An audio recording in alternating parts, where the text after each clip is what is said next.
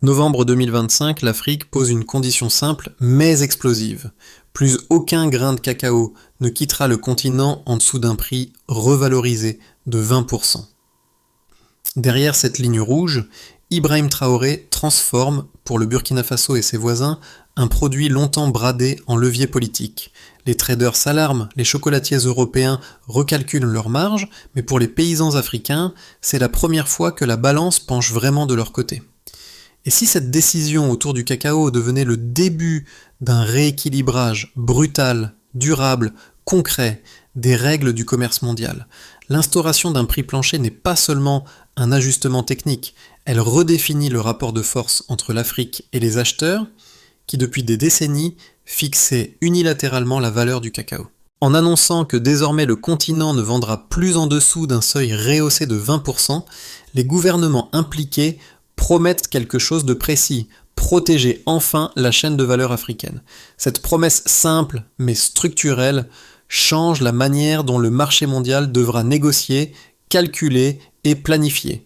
Derrière cette réforme, le risque est clair. Chaque acteur, du producteur burkinabé au multinational du chocolat, devra réapprendre à composer avec un marché soudainement moins docile. Pour les pays africains, le gain potentiel est immense. Stabilité du revenu, pouvoir de négociation, capacité à planifier des investissements locaux. Pour l'Europe, l'enjeu est tout aussi direct. Accepter de payer un cacao à son juste prix ou chercher ailleurs au risque de fragiliser ses propres chaînes d'approvisionnement.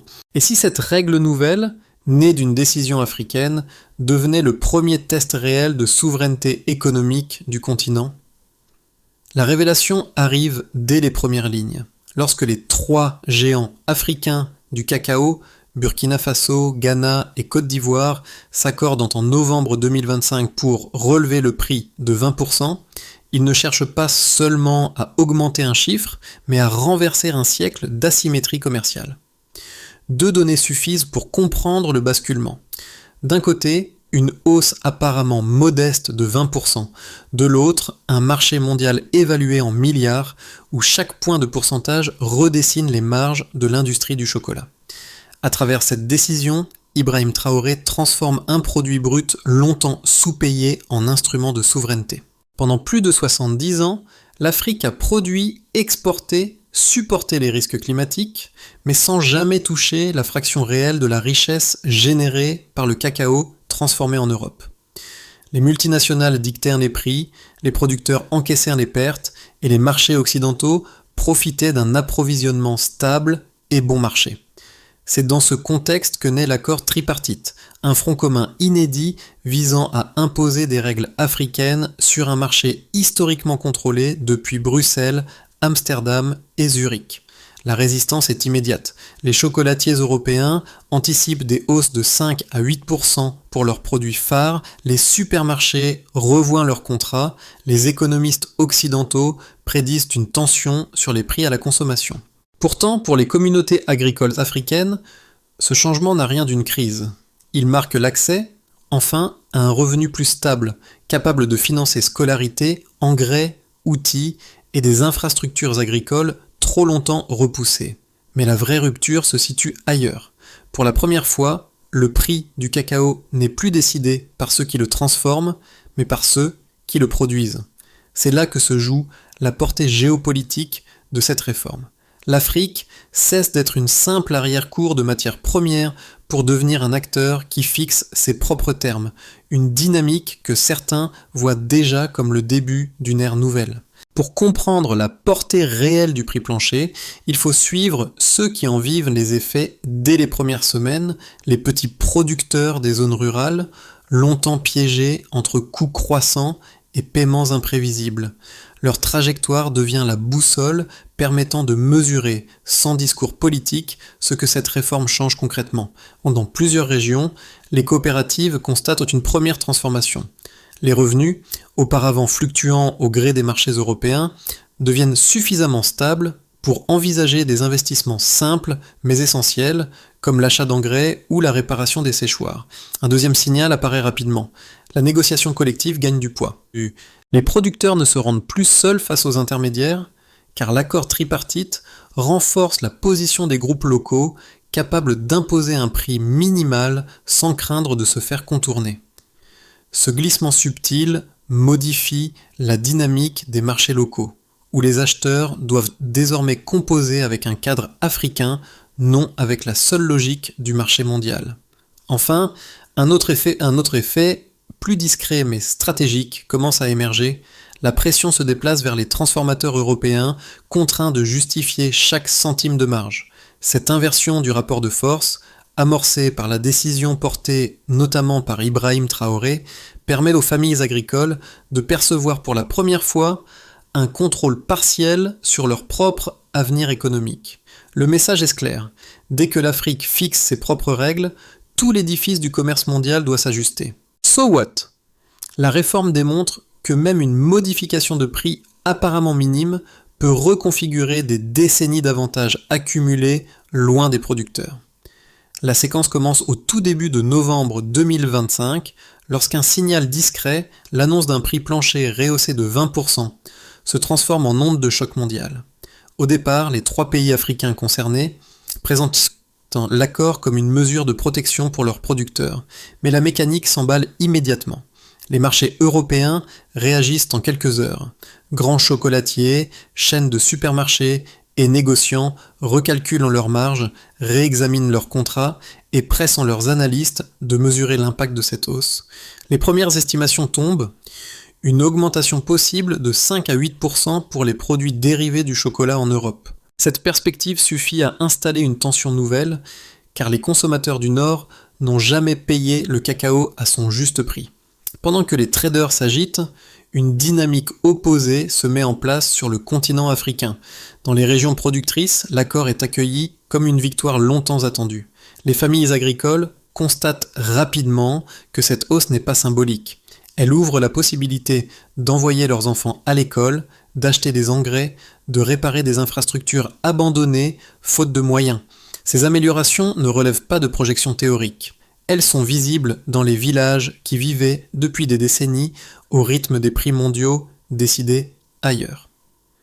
L'effet déclencheur de cette décision, porté notamment par Ibrahim Traoré, réside dans cette bascule immédiate entre précarité chronique et espoir mesurable. Mais la montée en puissance ne s'arrête pas là. Après l'annonce, les gouvernements du Burkina Faso, du Ghana et de la Côte d'Ivoire se réunissent pour consolider le front commun.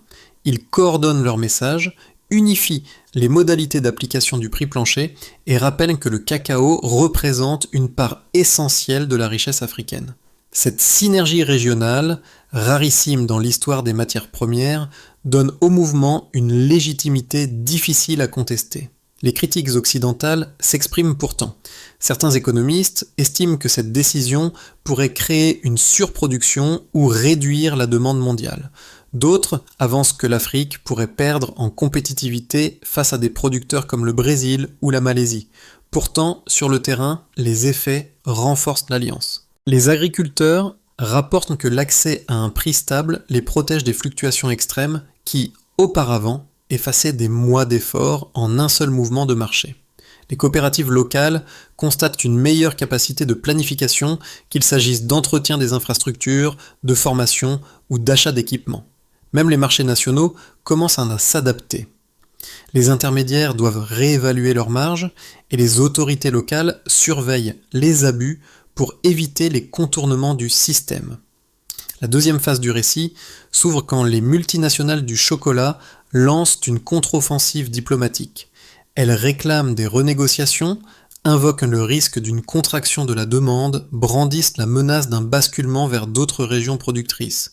Mais cette réaction, loin d'affaiblir l'accord, confirme son importance. Pour la première fois, l'Afrique ne se contente plus de subir. Elle impose des paramètres et oblige les acheteurs à réagir selon ses termes. Le cycle se termine par un constat simple. Ce qui n'était qu'un ajustement de prix devient une fracture structurelle dans le commerce mondial. Et cette fracture rappelle une vérité essentielle. Quand les producteurs fixent la règle, l'économie globale doit suivre. Les premières données chiffrées issues de la réforme montrent à quel point le prix plancher de 20% modifie immédiatement l'économie du cacao en Afrique. Ce pourcentage, qui semble modéré lorsqu'on l'observe isolément, représente en réalité une rupture majeure dans un marché où chaque point influence les marges, la demande et les stratégies des multinationales. Les producteurs africains en ressentent les effets dès les premières semaines. Une hausse de 20% appliquée sur les volumes exportés permet de stabiliser les revenus dans des zones rurales où la moindre variation de prix pouvait auparavant effacer des mois de travail. Cette augmentation, en apparence technique, garantit aux familles agricoles une prévisibilité financière nouvelle, essentielle pour planifier l'achat d'engrais, l'entretien des séchoirs ou la scolarisation des enfants. L'impact sur les marchés européens est tout aussi quantifiable. Les analystes estiment que les barres de chocolat pourraient connaître une hausse comprise entre 5 et 8%, une fourchette qui, dans un secteur à marge serrée, force les industriels à recalculer leur modèle. Une augmentation de 5% représente un ajustement brutal pour les chaînes d'approvisionnement habituées à s'appuyer sur des matières premières africaines peu coûteuses. Une hausse de 8%, quant à elle, pourrait entraîner un repositionnement de certains produits considérés comme abordables. Les fabricants doivent donc réévaluer leur stratégie de prix tout en anticipant la réaction des consommateurs européens, traditionnellement sensibles à la moindre augmentation. Ces chiffres ne s'arrêtent pas au simple coût du chocolat. Selon les études régionales mentionnées dans les discussions autour de la réforme, l'introduction du prix plancher déclenche un effet multiplicateur dans les économies locales. Les milliers d'emplois créés dans les secteurs du transport, du stockage ou de la transformation démontrent que l'amélioration du prix du cacao n'est pas limitée aux fermes. Une hausse de 20% rejaillit ainsi sur les réseaux logistiques, favorisant une économie plus dense et moins vulnérable aux fluctuations extérieures. Cet effet multiplicateur renforce la stabilité de communautés rurales longtemps exposées à la volatilité des marchés mondiaux. La transformation industrielle suit la même logique. Les nouvelles usines de traitement du cacao installées au Burkina Faso, initiative soutenue par la vision de souveraineté portée notamment par Ibrahim Traoré, génèrent elles aussi des indicateurs mesurables. Davantage de travailleurs employés localement, davantage de valeur ajoutée retenue sur le continent, davantage de stabilité économique dans les régions rurales. Chaque usine devient ainsi un point d'ancrage économique, permettant non seulement la création d'emplois, mais aussi la réduction de la dépendance vis-à-vis des importations de produits transformés. Enfin, la stabilisation des prix constitue un autre chiffre clé. Avant l'instauration du prix plancher, les variations extrêmes du marché international pouvaient faire chuter les revenus des producteurs de 30 à 40% en quelques mois, créant une incertitude paralysante. En imposant un seuil fixe rehaussé de 20%, les gouvernements africains réduisent cette volatilité et garantissent aux agriculteurs une meilleure visibilité. Cette prévisibilité transforme le cacao en un moteur durable plutôt qu'en une source d'instabilité. Toute la dynamique repose donc sur des données parfaitement claires. Une hausse de 20% redessine les marges, une augmentation européenne de 5 à 8% expose les multinationales et les économies locales évoluent grâce à un effet multiplicateur mesurable. Ces chiffres prouvent que la réforme n'est ni symbolique ni ponctuelle. Elle restructure profondément la manière dont l'Afrique participe à la valeur mondiale du cacao.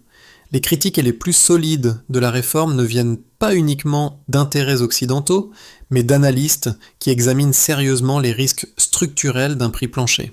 Leur premier argument repose sur un principe économique classique. En augmentant artificiellement les prix, l'Afrique pourrait perdre en compétitivité face à des producteurs comme le Brésil ou la Malaisie, qui ne suivent pas les mêmes règles. Selon cette lecture, si les acheteurs cherchent des alternatives moins coûteuses, la demande pour le cacao africain pourrait diminuer, entraînant un recul des ventes et fragilisant les producteurs que la réforme entend précisément protéger. Le risque est réel. Un marché mondial ouvert peut rapidement se réorienter lorsque les prix augmentent trop vite ou trop haut. Le deuxième argument concerne un danger plus interne, la distorsion du marché local. Les sceptiques observent qu'un prix minimum garanti pourrait encourager une surproduction. Dans ce scénario, les producteurs pourraient planter davantage de cacao, attirés par un revenu plus élevé, sans que la demande mondiale ne suive.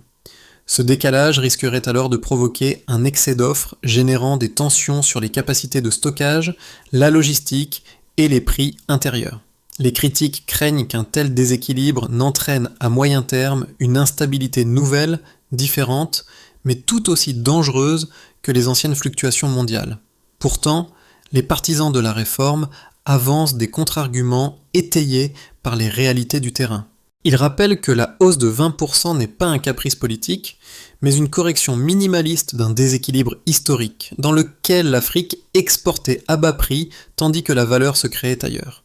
Il souligne que la coordination entre le Burkina Faso, le Ghana et la Côte d'Ivoire limite précisément les risques de surproduction en imposant une stratégie commune. Ils ajoutent qu'une économie rurale stable renforce les capacités des communautés plutôt que de les fragiliser. Enfin, ils rappellent que la décision impulsée notamment par Ibrahim Traoré ne se limite pas au prix, elle s'inscrit dans une vision plus large de transformation locale et de souveraineté, rendant les économies africaines moins dépendantes des arbitrages mondiaux. Selon eux, le vrai risque n'est pas la réforme, mais le maintien d'un système où les producteurs africains n'auraient jamais voix au chapitre. Le basculement devient visible. À mi-parcours de la réforme, un détail pourtant discret commence à redistribuer les cartes. La montée en puissance des capacités locales de transformation. Jusqu'ici, le cacao africain quittait le continent presque toujours à l'état brut, laissant toute la valeur ajoutée aux industries européennes. Désormais, avec la création d'usines soutenues par la nouvelle dynamique régionale, une partie du cacao est transformée directement au Burkina Faso, au Ghana et en Côte d'Ivoire. Ce changement n'a rien d'anodin. Il révèle que le prix plancher n'était qu'un premier mouvement. Le véritable enjeu apparaît maintenant, capter la valeur là où elle naît, et non à des milliers de kilomètres. Les premiers effets se font sentir dans les zones rurales. Emploi nouveau, formation technique, stabilisation des revenus au-delà de la seule vente de fèves. La pression se déplace donc vers l'Europe, où les industriels comprennent qu'une Afrique capable de transformer localement peut devenir moins dépendante de leur chaîne de production. Et derrière cette dynamique, la vision portée notamment par Ibrahim Traoré devient plus claire. Il ne s'agit plus seulement de vendre plus cher, mais de reprendre la maîtrise du destin économique d'un secteur clé. Les effets concrets de la réforme apparaissent en 4 blocs distincts, chacun révélant comment un simple prix plancher rehausse en réalité toute une architecture économique. Dans les zones rurales, les conséquences sont immédiates. Les familles qui vendaient leurs fèves à des prix imposés depuis l'extérieur disposent désormais d'un revenu stable, suffisant pour planifier des achats essentiels, engrais, outils, réparation des séchoirs. La sécurité financière ne repose plus sur les humeurs d'un marché international volatile, mais sur une règle que les producteurs eux-mêmes contribuent à défendre. Ce gain de stabilité permet de réduire l'endettement chronique et relance progressivement les investissements dans les plantations. La hausse de 20%, perçue par certains comme mineure, devient pour les agriculteurs un levier de dignité et de prévisibilité. Les chaînes de transformation locale voient arriver de nouvelles opportunités. Plus de matières premières disponibles à un prix régulé, plus de salariés formés, plus d'incitations à moderniser les équipements. Les coûts initiaux augmentent, certes, mais la régularité d'approvisionnement améliore la rentabilité à moyen terme. Les entreprises européennes, elles, doivent absorber des hausses estimées entre 5 et 8% pour les produits chocolatés, ce qui perturbe leur modèle économique installé depuis des décennies. Plusieurs fabricants revoient leur stratégie de marge, ajustent leur catalogue et anticipent une sensibilité accrue des consommateurs face à des prix plus élevés. Pour les États impliqués, dont le Burkina Faso, l'accord apporte un bénéfice décisif, la réduction de la vulnérabilité budgétaire. Les gouvernements peuvent enfin compter sur des recettes plus prévisibles, permettant de financer infrastructures, formations agricoles et projets industriels. Cette stabilité ouvre aussi la voie à de nouvelles politiques de transformation locale, soutenant la vision de souveraineté économique promue notamment par Ibrahim Traoré. Les autorités renforcent leurs mécanismes de contrôle afin d'éviter les contournements du prix plancher par les intermédiaires, consolidant ainsi la cohérence du dispositif. La scène mondiale réagit en 2 mouvements. D'un côté, l'Europe restructure ses chaînes d'approvisionnement, cherchant à sécuriser ses volumes tout en absorbant la hausse de coûts. De l'autre, les grandes puissances observent une Afrique plus unie et plus ferme, capable de dicter des conditions à un marché historiquement asymétrique. Les négociations commerciales deviennent plus tendues, mais aussi plus équilibrées. Les analystes internationaux évoquent déjà un possible précédent. Si le cacao peut être renégocié, d'autres ressources africaines pourraient suivre la même logique, modifiant durablement la géopolitique des matières premières. Au total, ces 4 dynamiques convergent vers une même conclusion. Le prix plancher n'agit pas seulement comme un outil économique, mais comme un mécanisme de repositionnement stratégique. Il transforme le cacao en symbole d'un pouvoir africain assumé, restructurant simultanément la vie des producteurs, l'industrie, la gouvernance et les rapports internationaux. Dans le scénario le plus probable, l'Afrique stabilise progressivement son modèle. Le prix plancher de 20% continue d'être appliqué sans heurts majeure et les 3 pays, Burkina Faso, Ghana, Côte d'Ivoire, maintiennent un front commun. Les producteurs bénéficient d'un revenu régulier, les gouvernements consolident leurs recettes et les chaînes de transformation locales poursuivent leur montée en puissance. En Europe, les hausses de 5 à 8% sont absorbées par les industriels qui répercutent partiellement les coûts sur les consommateurs. Le marché s'adapte, lentement mais sûrement, à cette nouvelle norme. Ce scénario renforce une tendance clé. L'Afrique devient un fournisseur moins vulnérable et plus influent. Dans une version plus favorable, l'élan initié par les 3 pays s'étend à d'autres secteurs agricoles. Les investissements dans les usines de transformation augmentent, créant davantage d'emplois ruraux et renforçant la valeur ajoutée captée localement. Les gouvernements africains utilisent la stabilité économique nouvelle pour structurer des politiques industrielles à long terme, rendant les économies plus résilientes. Les marchés internationaux réagissent en révisant leurs mécanismes de négociation, reconnaissant que l'Afrique peut désormais imposer ses conditions sur les matières premières stratégiques. La vision de souveraineté, portée notamment par Ibrahim Traoré, gagne en légitimité et pourrait inspirer d'autres régions du continent. Le scénario défavorable repose sur 2 facteurs, la résistance des marchés mondiaux et les tensions internes. Une baisse de la demande mondiale pourrait se produire si les entreprises choisissent des alternatives hors Afrique. Les producteurs, encouragés par le prix stable, pourraient surproduire, saturant les infrastructures locales et déstabilisant les prix intérieurs. Les industries européennes pourraient accentuer la pression diplomatique pour renégocier les contrats, provoquant des frictions politiques. Dans ce cas, l'Afrique devrait naviguer entre maintien de la réforme et adaptation tactique à un marché hostile. La manière la plus efficace de lire les 12 prochains mois est de considérer que ces scénarios ne s'excluent pas. Ils coexistent comme ligne de force. Ce qui décidera de l'issue n'est pas la volatilité du marché mondial, mais la capacité africaine à maintenir la cohésion régionale et à consolider la transformation locale. Cette réforme du cacao, menée par Ibrahim Traoré, a déjà des effets tangibles sur la vie des producteurs, mais l'impact ne se limite pas à l'Afrique. Elle résonne également dans les pays consommateurs, où le prix du chocolat pourrait augmenter, incitant les citoyens à reconsidérer la provenance de leurs produits et à soutenir des pratiques commerciales plus éthiques. Ce changement pourrait également influencer la manière dont les consommateurs du monde entier abordent la question du commerce équitable. Pour les producteurs de cacao, ce n'est pas seulement une question d'augmentation des prix, c'est une question de justice. Ibrahim Traoré a donné à l'Afrique une nouvelle voix sur la scène mondiale, réaffirmant la dignité des travailleurs agricoles et montrant que le continent peut être un acteur économique autonome, capable de définir ses propres termes commerciaux. Pour que la réforme du cacao devienne un modèle durable et reproductible, une feuille de route claire s'impose, articulée autour de 3 axes opérationnels. Le premier consiste à renforcer la transformation locale. Les pays producteurs doivent accélérer l'installation d'usines de broyage, de fermentation et de fabrication de produits dérivés afin de capter davantage de valeur ajoutée avant l'exportation. Chaque installation doit être pensée comme un nœud économique régional. Formation technique, emploi stable et création d'un écosystème industriel capable de réduire la dépendance au marché extérieur. Le deuxième axe porte sur la coordination institutionnelle. Les gouvernements du Burkina Faso, du Ghana et de la Côte d'Ivoire doivent consolider les mécanismes de régulation pour éviter les contournements du prix plancher. Cela implique des contrôles systématiques des intermédiaires, une cartographie transparente des volumes produits et la mise en place d'un système de certification unique signalant le respect des nouvelles normes. Cette gouvernance régionale, soutenue par la dynamique impulsée notamment par Ibrahim Traoré, est essentielle pour maintenir la cohérence du modèle.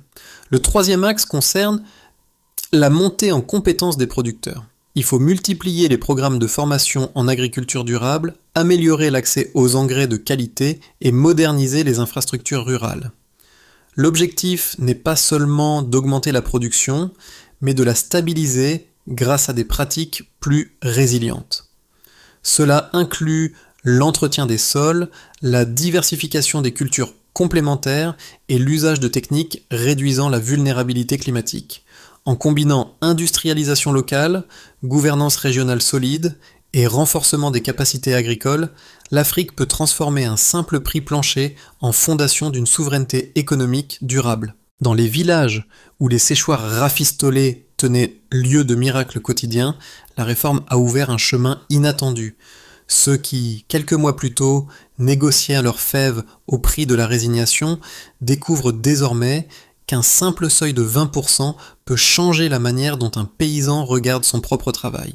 Les coopératives, autrefois fragiles, sentent pour la première fois que leur voix pèse vraiment dans un marché qui ne les avait jamais écoutés.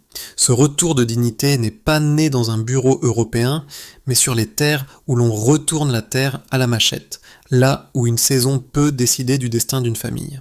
La dynamique lancée par Ibrahim Traoré rappelle que le pouvoir économique commence toujours au niveau humain, celui qui cultive, qui sèche, qui transporte. Et lorsque les règles changent enfin en faveur de ceux qui portent l'effort, une nouvelle forme de récit devient possible. Le cacao n'est plus seulement une marchandise, c'est la preuve qu'un continent peut réécrire les termes de sa propre valeur. L'avenir commence là où les séchoirs ne s'effondrent plus.